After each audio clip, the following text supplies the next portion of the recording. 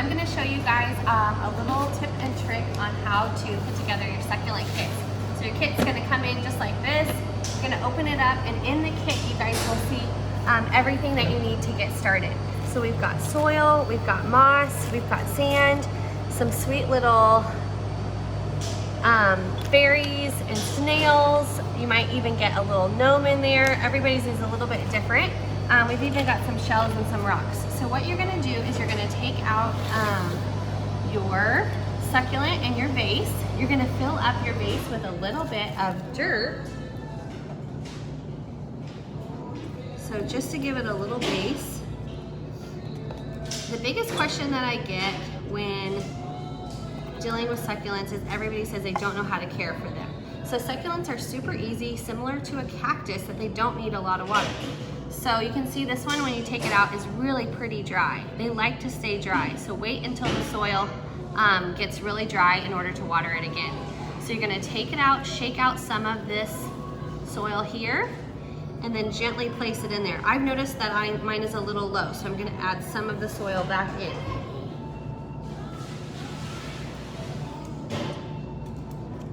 Just giving it a little cushion, then you're gonna just kind of tap, tap. I'm gonna leave a little bit of room here because I wanna add moss to mine. So you guys have an option here. You can use this moss, which is a preserved moss. This is great, holds the moisture in, but doesn't let it get too wet. Or you can use any of the colored sands that you have in here.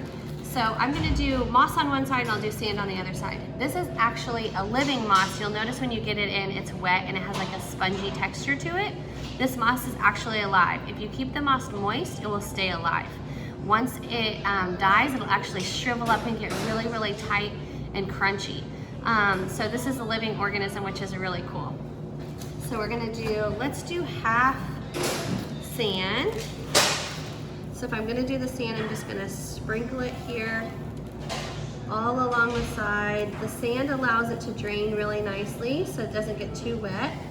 One indication if your succulents are not doing well is if they're shriveling up on the ends. You can see this one didn't have quite enough water.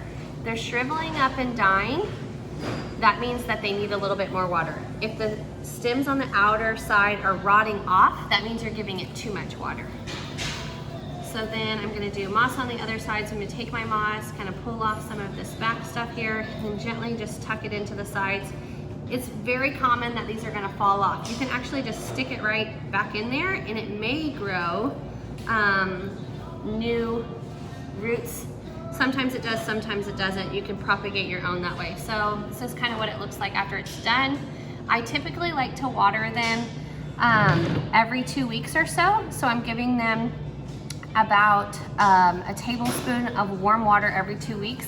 Used to, people would say give it an ice cube. Succulents, orchids, and other cactuses don't actually like cold water.